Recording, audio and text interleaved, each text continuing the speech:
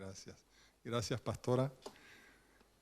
Gracias, grupo de cantantes, cómo nos dirigen ellos al trono de Dios estos domingos.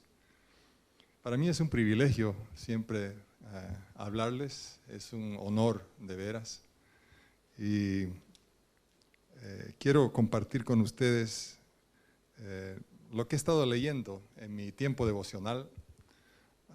Ya terminé con el libro de Hechos y ya estoy en el libro de Romanos en mi propia lectura.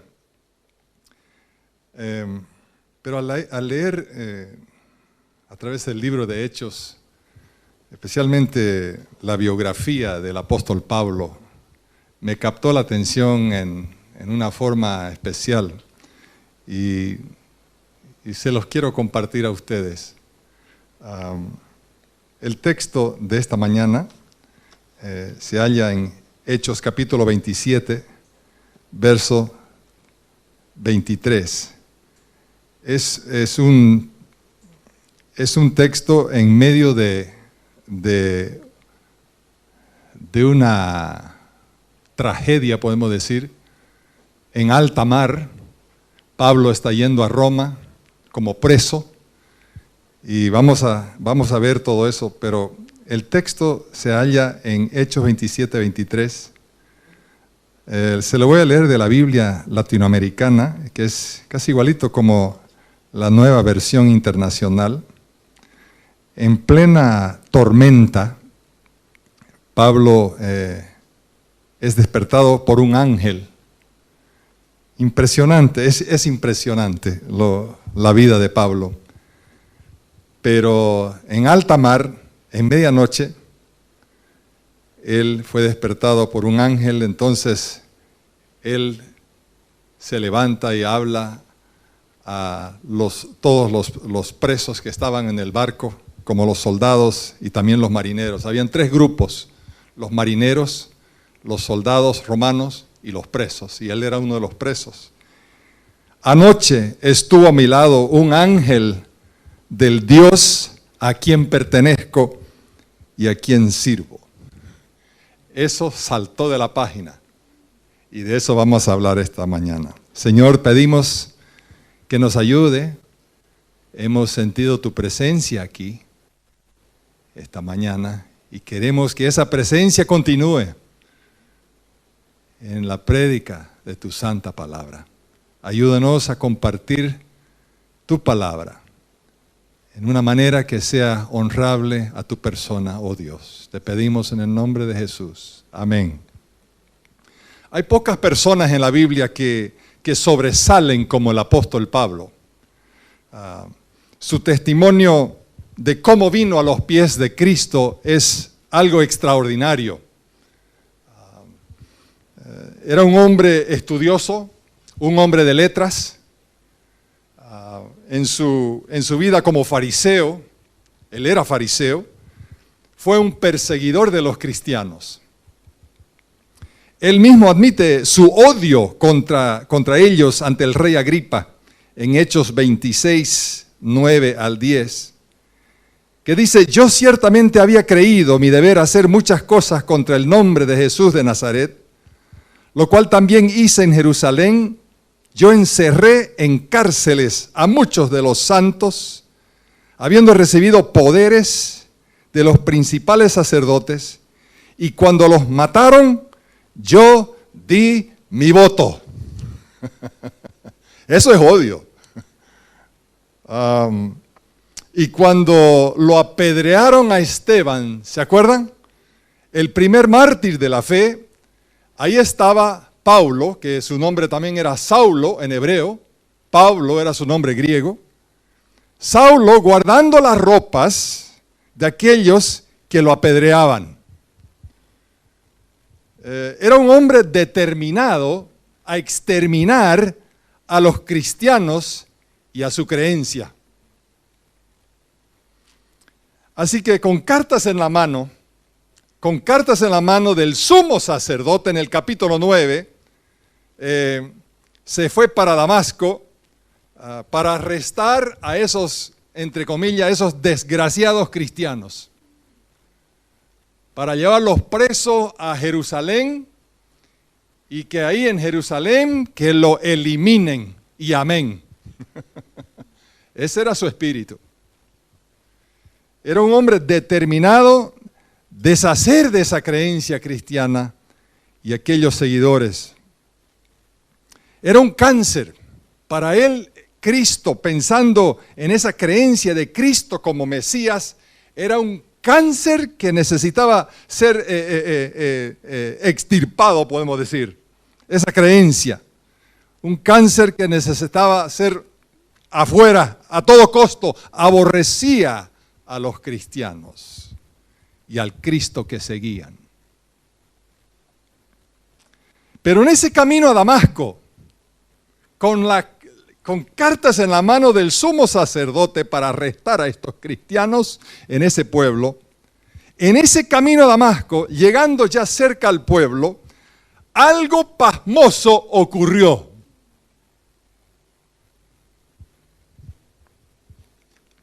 Repentinamente, dice la Biblia, repentinamente le rodeó un resplandor de luz del cielo y el Cristo que él perseguía se le presentó. Cómo me gusta esta historia de Pablo. El Cristo que él perseguía se le presentó. Una luz del cielo le rodeó y una voz: Saulo, Saulo, ¿por qué me persigues? Y Saulo dijo: ¿quién eres, Señor? Yo soy Jesús a quien persigues. Dura cosa te es dar coces contra el aguijón. Se cayó al suelo de temor. La reacción de Saulo en ese momento era total terror. Cuando el omnipotente Dios se te presenta así, la reacción es temor. De un abrir y cerrar de ojos, se dio cuenta nuestro Saulo que él estaba equivocado, con mayúscula. Equivocado totalmente con este Cristo. Su paradigma, su manera de pensar en Dios, se explotó ese momento, se desenredó todo. Había estado yendo contra flecha en una vía, doble vía, y Dios le atajó antes que se hizo daño. Ahora déjame hacerle una pregunta. ¿Cuántos millares de personas hay que necesitan un encuentro con Jesús?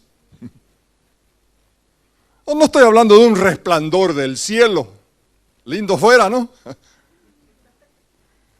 Que me quite la vista, como le quitó la vista ese día a Saulo, a Pablo. No estoy hablando de oír una voz que te hace temblar el tímpano. Eso es buscar las periferias del Evangelio. Pero sí, cada ser humano necesita tener un encuentro con Jesucristo. Cada uno de nosotros necesitamos ese resplandor que alumbra todos los rincones de mi corazón y que me muestra quién soy. Esa luz, esa voz que me cambia mi manera de vivir, que cambia mi manera de hablar, mi manera de actuar, mi manera de pensar, eso que cambia mi paradigma. Yo necesito un evangelio que me cambia todo lo que soy. Eso que me cambia mis actitudes, cambia mis quejas, mi autocentrismo. esa clase de luz, esa clase de voz, es aquel que cambia el mundo, amigos. ¿Cuánto lo necesitamos? Pero siguiendo los trasfondos de Pablo, la biografía de Pablo, el título del mensaje es ¿A quién perteneces? Pero es una biografía de Pablo. Sigamos, ese encuentro le cambió la vida y llegó a ser un misionero este hombre, sobresaliente del evangelio de Cristo a los gentiles.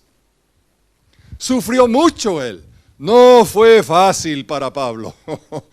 Sufrió azotes, sufrió él apedreadas, sufrió naufragio en alta mar, sufrió desdén, sufrió hambre, sufrió él todo tipo de desvelos, sufrió encarcelamientos. Pero ese encuentro con Cristo hizo algo para él que no podía hacer por sí mismo. Pero más que eso, empezó a crecer en su mente una profunda realización que él pertenecía al Cristo que antes perseguía. Él ya pertenecía a ese Cristo. Lea alguna vez capítulo 8 del libro de Hechos en adelante, es la biografía de Pablo. Es impresionante. Su primer viaje misionero lo lleva a la provincia de Galacia. Y en Listra, un pueblo en Galacia, se encontró con un cojo. Era cojo de nacimiento, dice la Biblia. Mire lo que dice, Hechos capítulo 14, 8 al 18. Hechos 14, 8 al 18. Y cierto hombre de Listra estaba sentado, imposibilitado de los pies, cojo de nacimiento, que jamás había andado. Este oyó hablar a Pablo, el cual fijando en él sus ojos y viendo que tenía fe para ser sanado, dijo a gran voz: levántate derecho sobre tus pies. Y él saltó y anduvo. Entonces la gente, visto lo que Pablo había hecho, alzó la voz diciendo en lengua lacaónica: dioses bajo la semejanza de hombres han descendido a nosotros. Mire, tú sanas a un cojo de nacimiento. Sánelo a ese cojo de nacimiento y yo le aseguro que el deber va a estar en su puerta en un momento. Sí, esa noticia corre como fuego. Y las autoridades del pueblo así lograron saberlo. Y de repente ya lo querían convertir en dioses a Pablo y a sus colegas que estaban con él.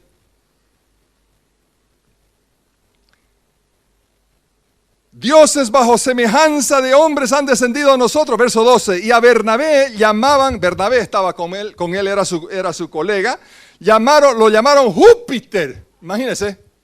Y a Pablo Mercurio, porque este era el que llevaba la palabra. Y el sacerdote de Júpiter, cuyo templo estaba frente a la ciudad. ¡Qué tonterías! Júpiter, dije. Imagínense un planeta adorando a Júpiter y otro adoraba a Mercurio. ¡Qué increíble esa época! Pero ¿sabe qué? Vas a la India y hay más dioses que tú puedes contar. Ya. Nada ha cambiado, solo los nombres. Pero ellos creían que este era Dios, había sanado a un cojo desde nacimiento. Hasta uno mismo le hace pensar. Y el sacerdote de Júpiter, verso 13, cuyo templo estaba frente a la ciudad, trajo toros y guirnaldas delante de las puertas, y juntamente con la muchedumbre quería ofrecer sacrificios. Cuando lo oyeron los apóstoles Bernabé y Pablo, rasgaron sus ropas y se lanzaron entre la multitud dando voces, diciendo: varones, ¿por qué hacen esto? Nosotros también somos hombres semejantes a ustedes, que os anunciamos de estas vanidades, os convirtáis al Dios vivo, que hizo el cielo y la tierra y el mar y todo lo que en ellos hay. Y luego sigue, ¿no? En las edades pasadas Él ha dejado a toda la gente andar en sus propios caminos, si bien no se dejó a sí mismo sin testimonio, haciendo bien, dándonos lluvias del cielo y tiempos fructíferos, llenando de sustento y de alegría nuestros corazones, y diciendo estas cosas difícilmente lograron impedir que la multitud les ofreciese sacrificio. ¿Qué tal es? Pero luego lo que pasa, en el próximo versículo, mire lo que ocurre, Hechos 14 y 19 al 20. Entonces vinieron unos judíos de Antioquía. Primer momento, todo el mundo le están alabando, parecen que son dioses. Vienen estos judíos de Antioquía y de Iconio, que persuadieron a la multitud, y habiendo apedreado a Pablo, lo arrastraron fuera de la ciudad, pensando que estaba muerto. Pero rodeándole los discípulos se levantó y entró a la ciudad, y al día siguiente salió con Bernabé para Derbe. En un momento le están alabando como si fueran un dios. Luego vienen otros malvados judíos de otro pueblo y convencen a la multitud que no son dioses o qué sé yo, y al momento le están apedreando y casi lo matan.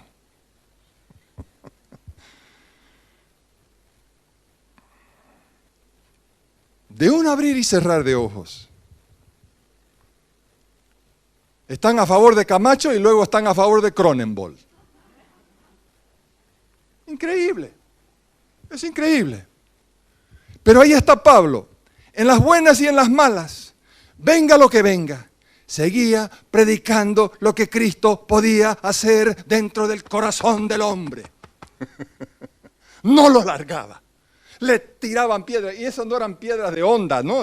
Para las chaicitas que cuando yo tiraba a los pajaritos cuando era muchacho. No, estas son piedras grandes. Tú vas a esa zona del mundo, hay piedras por todos lados. Lo dejaron como muerto. Este hombre estaba súper herido. Y en alguna manera se levanta el tipo. Es increíble su vida. Entonces, venga lo que venga, venga lo que venga. Él ya había decidido que iba a predicar a Cristo a las naciones. En su segundo viaje a los gentiles, va visitando las iglesias en Galacia, donde él había estado. Pero esta vez se va más allá. Se va hasta Grecia, al norte. Ahí al otro lado del mar estaba con Silas esta vez. Y luego se encuentra con el joven Timoteo. Y llegan ellos a Filipos, ahí al norte de Grecia. Antes de bajar a la península de Grecia, que hoy día llamamos Grecia, ¿no? Ahí se encontraron con una muchacha, con una joven, en Hechos capítulo 16, verso 16, que tenía un espíritu de adivinación, 16 al 18. Dice, una divina, hablando verdades, ¿no?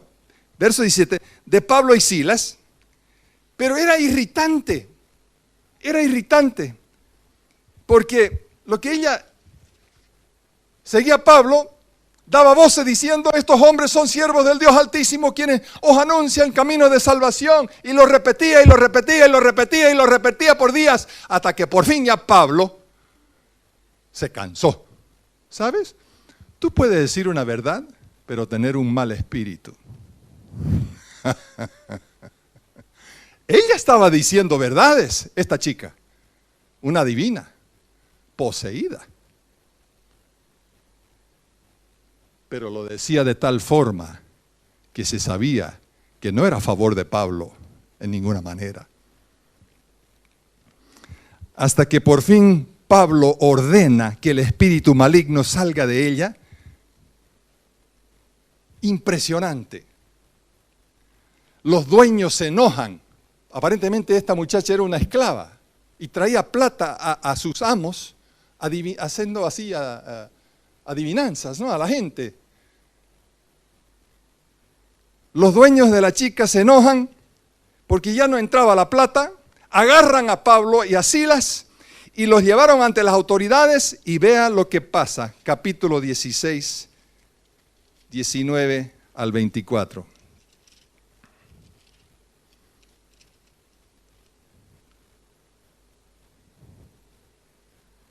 Pero viendo sus amos que había salido la esperanza de su ganancia, prendieron a Pablo y a Silas y los trajeron al foro ante las autoridades.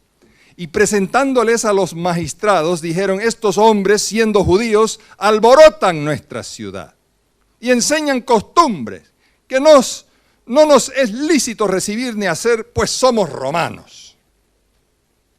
Y se agolpó el pueblo contra ellos, y los magistrados, rasgándoles la ropa, ordenaron azotarles con varas.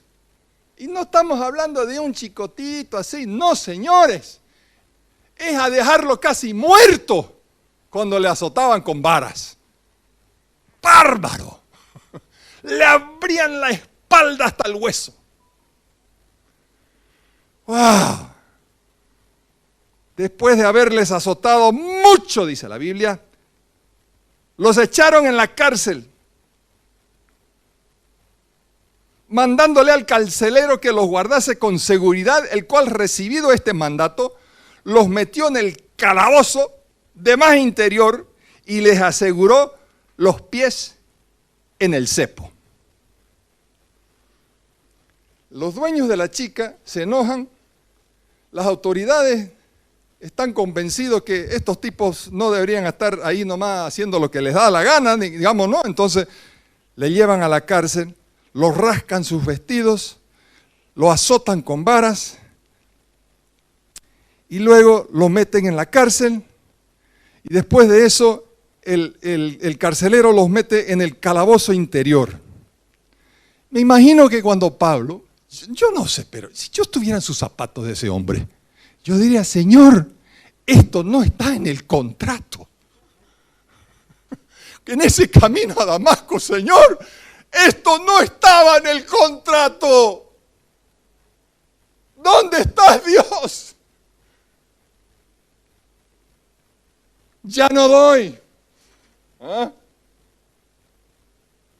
Pablo y Silas echados en la cárcel, y no solo eso, fue al calabozo más adentro donde van los peores prisioneros, donde está el olor fecal y el olor de orín y toda esa, ¡ay!, una mugre. Y no solamente eso, el carcelero les asegura los pies en el cepo. Señor, esto no está en el contrato. Pero no. Pasan las horas. Ahí está Pablo y Silas. Pasan las horas, llega la medianoche. Sangre todavía coagulándose en la espalda de esos dos hombres, el sudor en el rostro, metido en el calabozo interior, donde solo los peores de los peores estaban, y se escucha un sonido. Ahora, yo cantaba varias canciones de la iglesia cuando era muchacho, pero yo creo que si me hubiesen escuchado a mí, yo creo que tomaría mi canción. Ahí lo veo a Pablo mirándole a Silas. Y empiezan a la medianoche. Solo el poder de Dios puede cambiar mi ser, la prueba yo te doy, Él me ha cambiado a mí. ¿No ves que soy feliz sirviendo al Señor? Nueva criatura soy, nueva soy. Y todo el mundo le oyeron a la medianoche. Cantando himnos de la fe. Dije, ¡qué tipos más locos! ¿Quién canta a la medianoche después de tener la espalda abierta hasta los huesos? Jamás en la historia de esa prisión había salido canciones de alabanza a Dios, y jamás del calabozo interior, y jamás a la medianoche. Pero ahí están estos dos loquitos cristianos. Solo el poder de Dios.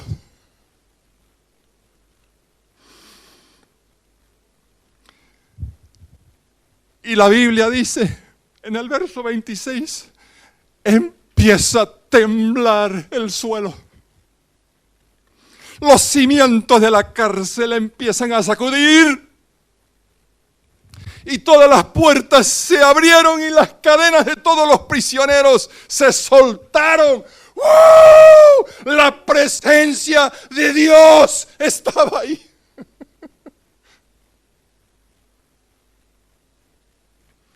Yo les quiero decir, amigos, que no importa su situación, no importa lo oscuro que sea su camino, no importa, venga lo que venga, sea la tristeza de la muerte de un hijo, sea la agonía de una enfermedad,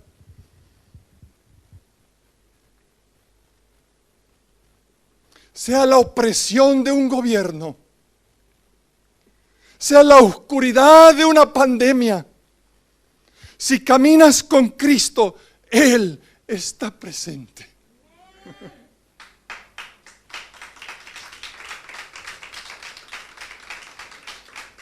Pero la biografía de Pablo es impresionante, ¿no es cierto? El carcelero agarra su espada y se iba a clavar en sí mismo, y Pablo le grita: no te hagas ningún mal, pues estamos todos aquí. Se iba a matar porque él sabía que si un prisionero se escapaba, los romanos le cortaban la cabeza a ese hombre. Él lo sabía, que la muerte era pena capital. Entonces él iba a hacerlo antes que los romanos le agarrasen. No te hagas ningún mal, le dice. Wow. Y el hombre, dice la palabra, él entra al calabozo. La Biblia dice que estaba temblando y se postra ante los pies de Pablo y les sacó del calabozo y les pregunta a ellos: señores, dice, ¿qué debo hacer para ser salvo?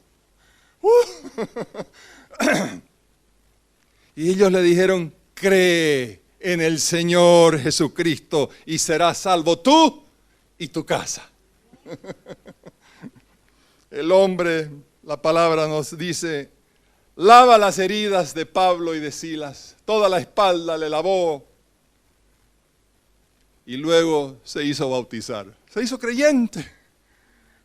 Pucha, una ilustración como esa, ¿quién no? ¿Quién no se iba a convertir? Pero se podría hablar mucho del segundo viaje misionero de Pablo, de su tiempo en Tesalónica. Ahí los judíos dijeron: estos que trastornaron el mundo entero también han venido acá. Se fueron entonces a Berea, donde muchos creyeron en Jesucristo, pero ahí los judíos también le persiguieron. Eran los judíos que le atormentaban al pobre Pablo. Luego entonces Pablo se va a Atenas y predica en el Areópago y les habla a los filósofos sobre la estatua dedicada al Dios no conocido. Entra a la ciudad de Atenas, hay un montón de estatuas. El dios de Júpiter, el dios Mercurio, el dios este, el dios ese, el dios Diana, el dios esto, como en la India. Y Pablo está andando por la avenida y ve a una estatua al Dios no conocido, por si acaso si le erraron uno para que no se enoje. Le pusieron una estatua. Él entra al Areópago y dice: señores, yo les quiero decir quién es ese Dios. Y empieza él a hablar de Jesús a ellos. ¡Qué misionero!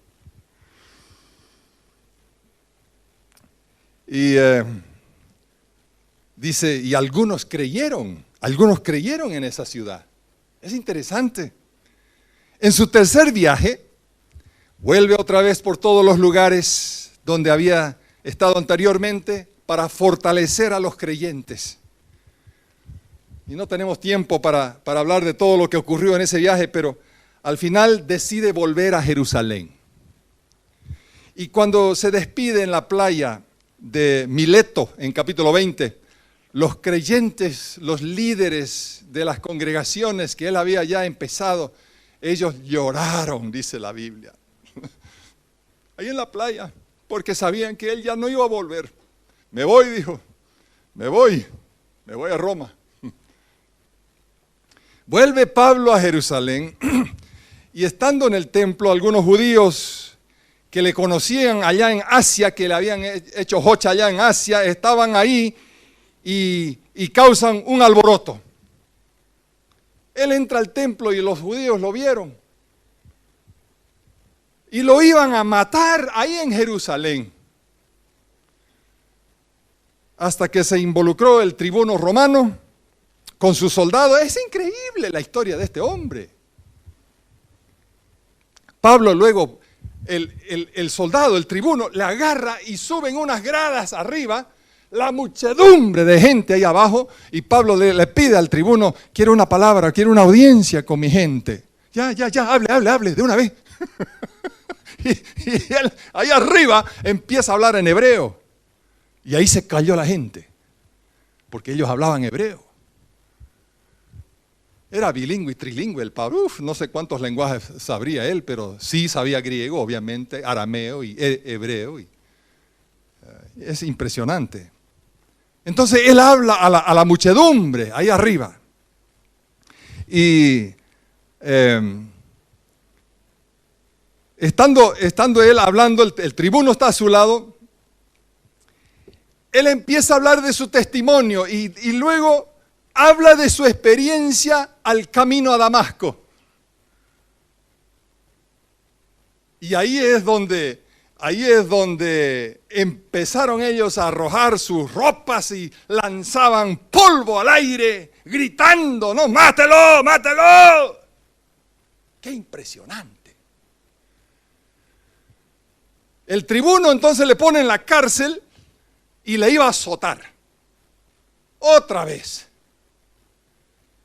Leamos capítulo 22, 25 al 29.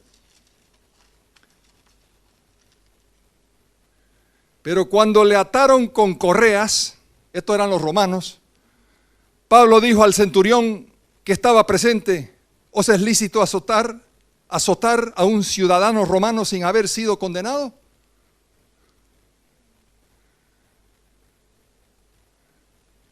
Cuando el centurión oyó esto, fue y dio aviso al tribuno diciendo, ¿qué vas a hacer? Porque este hombre es ciudadano romano. Vino el tribuno y le dijo, dime, ¿eres tú ciudadano romano? Él dijo, sí. No tenía su pasaporte, pero él, sí. Respondió el tribuno, le dice, yo con una gran suma adquirí esta ciudadanía. Yo puedo compartir con ese tribuno porque cada vez que aquí yo soy todavía turista, ¿saben? Sigo de turista yo. Aunque me crié en Bolivia, viera el papeleo que hay que hacer para tener residencia en Bolivia. Igual es allá, igual en todo el mundo. Pero uno paga plata para tener residencia, solo residencia. Pero ser ciudadano, eso ya más plata. Y este tribuno pagó plata. Yo soy, dijo, de nacimiento, Pablo. Así que luego se apartaron de él los que le iban a dar tormento, y aun el tribuno, al saber que era ciudadano romano, también tuvo temor por haberle atado, porque tenía derechos siendo romano. Siendo judío, son una burrera, digamos, ¿no? Pero siendo romano, ¿qué hemos hecho? Y tenía temor. Impresionante. Entonces, el tribuno, al día siguiente, le da una audiencia ante el concilio de los judíos. Y ahí Pablo se defiende ante los fariseos, los sumos sacerdotes. Luego hay un complot entre los judíos para matarlo. Y el tribuno se entera y de noche con 200 soldados, 70 jinetes y 200 lanceros lo lleva de noche a Pablo a Cesarea, a Félix, el gobernador de la zona, de la región. Entonces lo vemos a Pablo ante Félix, ante el gobernador. Su defensa ante el gobernador Félix es fantástico. Tienes que leerlo. Cuando vayan a la casa hay que leerlo. Félix lo mantiene preso por 2 años en Cesarea, que ahí está la costa del Mediterráneo. Luego Félix es reemplazado por otro gobernador, Festo. Y Pablo entonces aparece delante del nuevo gobernador y otra vez se defiende. Segunda defensa.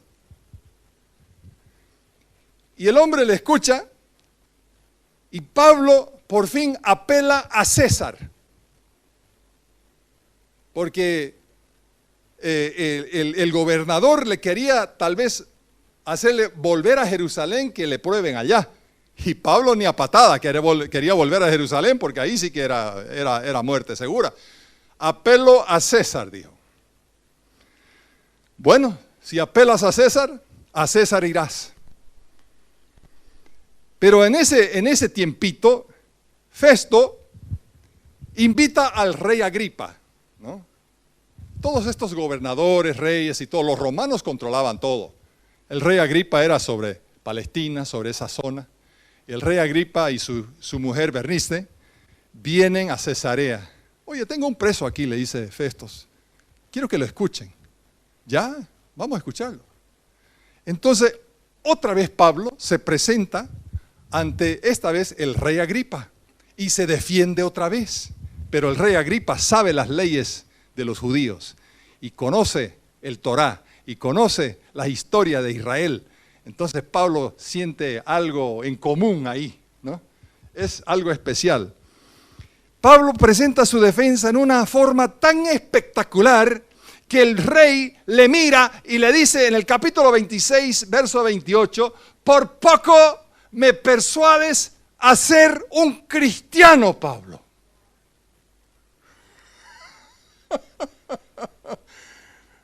¡Wow! Ese es un cumplido a cualquier abogado. Y ni siquiera era abogado, pero era un hombre de letras y él sabía hablar. Y se defendió ante el rey. Y el rey le dice eso.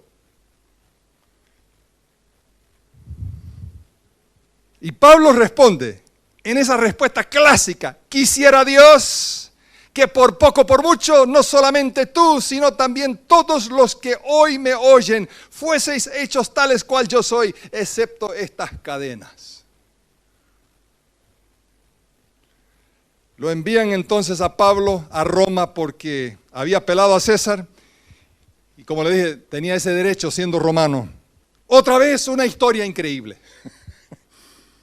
Fue entregado al centurión que se llamaba Julio, que lo iba a llevar a Roma.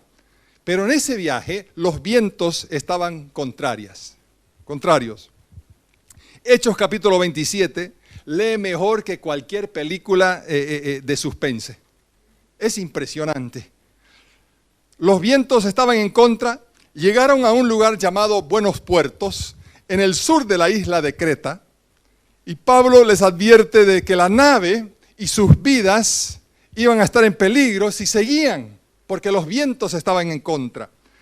Pero el centurión le hizo más caso al piloto de la nave que a Pablo en ese momento. Y ahora se salieron del puerto y se encuentran en alta mar, en medio del Mediterráneo. La nave está por deshacerse. Veamos 27, versículos 18 en adelante, 18 al 23.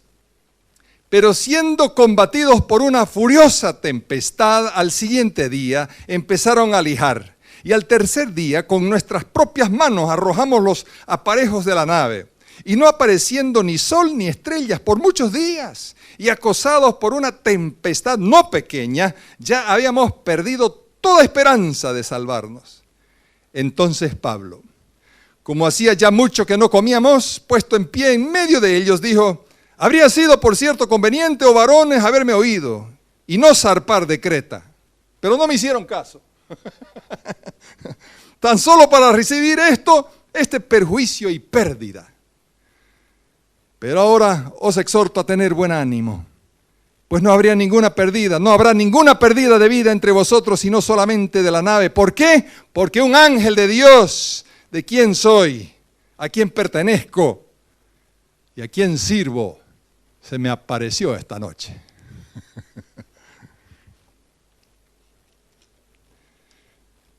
Es algo que capta tanto la atención en cómo este hombre anoche estuvo a mi lado, un ángel del Dios a quien sirvo. Como dice la Nueva Versión Internacional, anoche se me apareció un ángel del Dios a quien pertenezco y a quien sirvo. Hay veces, cuando hacemos ciertas cosas, y hay veces cuando no hacemos ciertas cosas simplemente por el apellido que llevamos. ¿Ah? Escúcheme. Yo me crié en un hogar cristiano. Y tuve ese gran privilegio de tener esa familia, esos padres. Y en ese hogar había un hombre y había una mujer que se llamaban mis padres, que no me dejaron con ninguna duda que yo pertenecía a ellos. Cuando era muchacho, yo pertenecía a ellos. ¿Ah? Y tú, Jimmy, te comportarás porque eres un Harriman.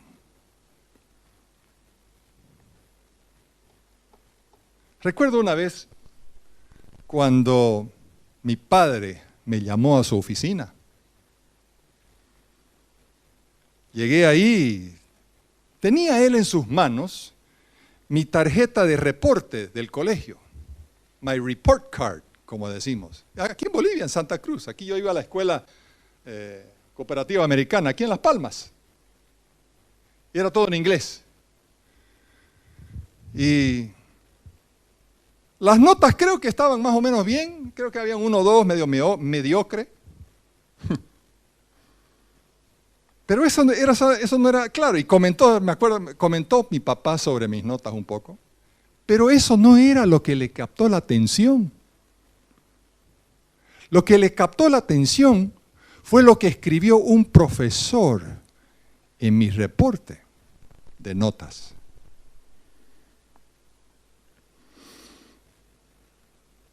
Un comentario que decía en inglés, Jimmy is flippant in class.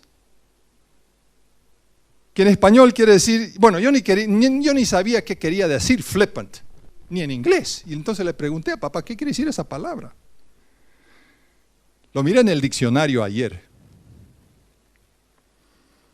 Jimmy es flippant en clase.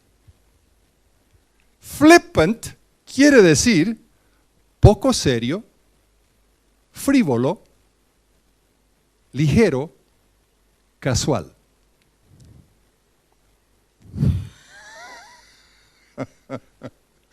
Creo que hay un amigo mío que está mirando el video ahorita en vivo. Él estaba en esa clase conmigo y él sabía mi comportamiento. Jimmy es poco serio, frívolo, ligero, casual. Yo hablaba lo que me daba la gana, me hacía lindo, me hacía lopa, lo que quería, lo que yo salía de la boca, lo que sea. Al profe, bueno. Cuando terminó esa conversación con mi padre, yo sabía que yo era un Harriman. Y que esa palabra flippant no iba a repetirse en mi reporte de notas jamás.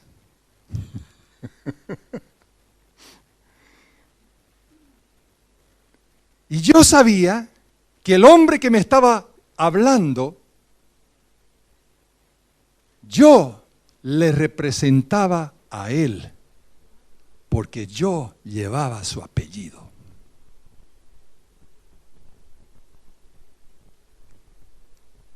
Y yo sabía que yo pertenecía a una familia, y esa familia tenía un padre y una madre, y que burreras de comportamiento como esas y que sea reportada permanentemente en un reporte oficial de la escuela no era aceptable.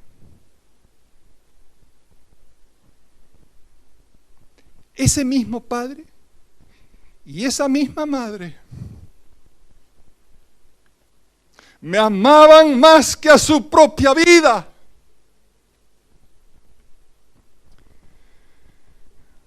No le puedo describir el amor que tenían nuestros padres a nosotros los hijos. Qué maravilloso es, amigos, saber que tú perteneces a Jesús. Y que Él te ama. Y que no hay ningún dolor, como dije, no hay ningún pesar, ninguna pandemia, ningún problema, sin que Él ya lo sepa. Nada le agarra de sorpresa a Dios. Y ahí está Pablo en alta mar, era una situación precaria. Estaban en una tormenta con los vientos en su contra, en un barco de vela con 276 almas. La situación era grave. Entonces me puedo imaginar que Pablo, con todo ese balanceo del barco y el salpicar de agua, se halló en un lugar para hacerse una bolita y para dormir, no sabiendo qué iba a traer la madrugada. Y en medio de su sueño turbado, alguien le toca el hombro, se despierta y hay un hombre parado ahí. Dice la Biblia, ¿no? Ten cuidado, porque de repente estás entreteniendo a ángeles sin saberlo. Pero Pablo lo supo. Este hombre no era parte de la tripulación, no era parte de los presos, no era un soldado, no eran los marineros. Este hombre era diferente. Pablo, ánimo Pablo, ánimo, ánimo Pablo. Vas a ir a Roma, te vas a presentar ante César. Ánimo, no te vas a morir, nadie va a morir aquí. Y Pablo no se puede contener, él se levanta y a la medianoche, todo esto está ocurriendo en plena oscuridad, el barco está así, el agua está subiendo sobre la superficie del barco, es increíble, están en plena tormenta. Se levanta y todo el mundo entonces, no creo que estaban durmiendo, muy bien. Y ahí estaba el centurión y seguro le pidió la palabra y entonces él empieza a hablar a ellos. Pero, ¿sabe lo que me capta la atención? Cuando el ángel le habló, le dice Pablo, su primer nombre. Creo que era Zig Ziglar, el famoso vendedor, escritor, autor. Ese vendía hielo a los esquimales. Impresionante. Pero escribía muchos libros. Y creo que él era, que dijo, no hay nada más dulce. No hay más dulce sonido que el escuchar hablar su propio nombre. El ángel le conocía a Pablo porque Jesús le conocía. Y Hechos 27, 24, Pablo, no temas, es necesario que comparezca ante César y aquí Dios te ha concedido todos los que navegan contigo. Mis queridos, si tienes a Cristo en tu corazón, tú le perteneces. Llevas el nombre cristiano. Cristiano. Cuando vienen las tentaciones, recuerda a quién perteneces.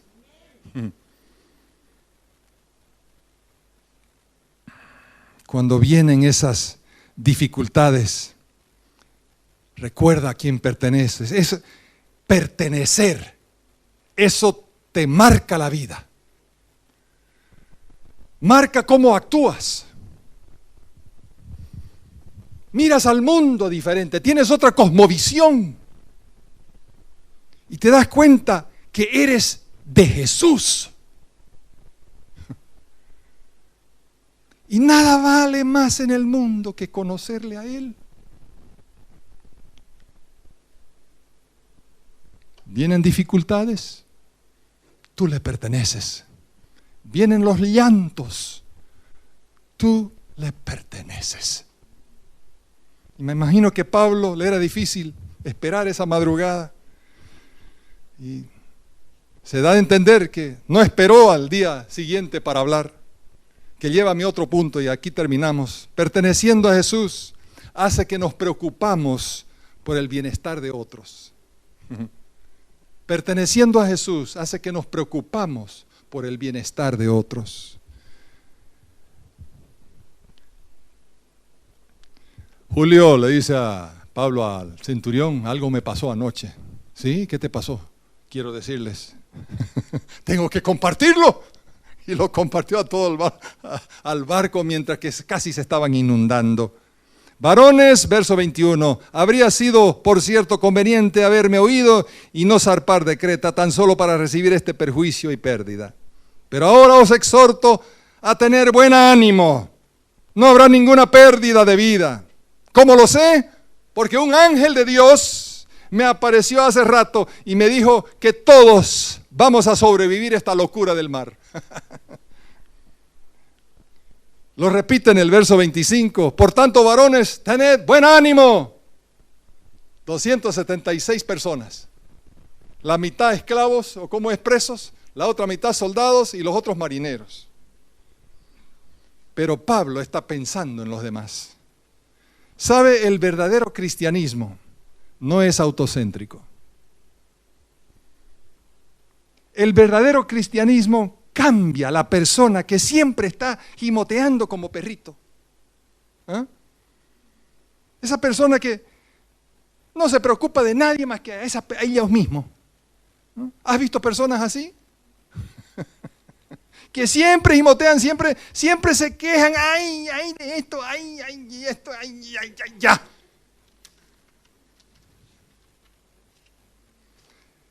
Pero para sacar ese autocentrismo, yo necesito que el Espíritu de Dios haga algo dentro de mí.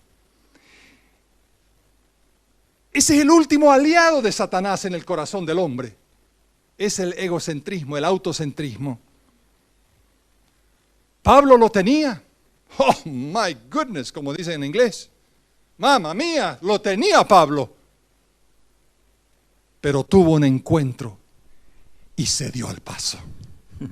Pedro lo tenía. Pedro sí lo tenía. Yo soy Pedro. ¿Eh? Hasta que tuvo un encuentro con el tercer miembro de la Trinidad, del Espíritu Santo, en Pentecostés, y Pedro se dio el paso. Los discípulos lo tenían. Y tengo noticia, nosotros lo tenemos.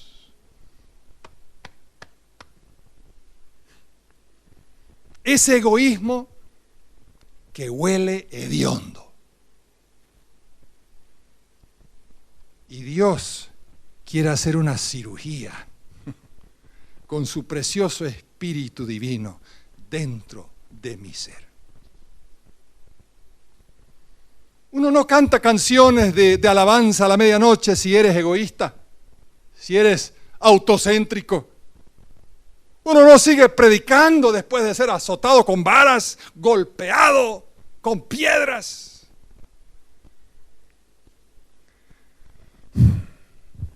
Lo único que puede quitar eso, ese feo dentro de mí, es el Espíritu de Dios. La pregunta es esta, a nosotros, congregación, ¿hemos cedido el paso a Dios? Que haga lo que Él desea hacer dentro de nuestros corazones. ¿Qué nos hace diferente al mundo? En serio, ¿qué nos hace a nosotros diferente al mundo? ¿Solo porque nos llamamos cristianos, eso me hace diferente? ¿Cómo actúo?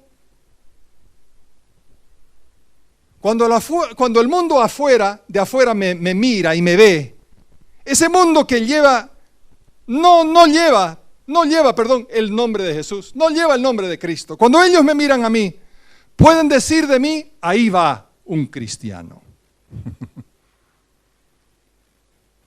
¿A quién perteneces? hemos tenido un encuentro que cambia mi cosmovisión. Oh, cuánto lo necesitamos. Que cambia mis actitudes. Un toque de Dios que me deja más atractivo que lo que antes era. Necesito un toque de Dios. Al punto que obedecer su ley llega a ser un deleite de mi vida y no un deber. Ay, tengo que guardar los 10 mandamientos. Por favor. Es una alegría. Porque yo pertenezco a Él. ¿Ve la diferencia? El nombre de Cristo está en juego. ¿Ya? Si llevamos su nombre, si ese es nuestro apellido, entonces el gemido de nuestros corazones debería ser, como dice ese famoso himno, hazme, oh Cristo, como tú eres, mi ser inunda con tu poder. Ven en tu gloria, Padre bendito, tu semejanza quiero tener.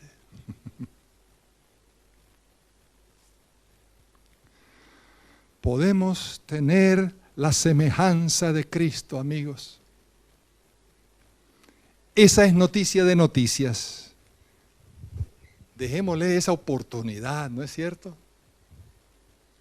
Si no has dejado que Dios haga eso, pues ceda el paso. Hoy, cédalo el paso. Tener la semejanza de Cristo es un gran privilegio. Y si hay algo en mi vida que no debería estar, dáselo. Y Él es el que te da paz. Y podemos salir de aquí sabiendo de todo corazón que le pertenecemos. Que llevo su nombre, su apellido cristiano, con mucho honor y gracias a Él.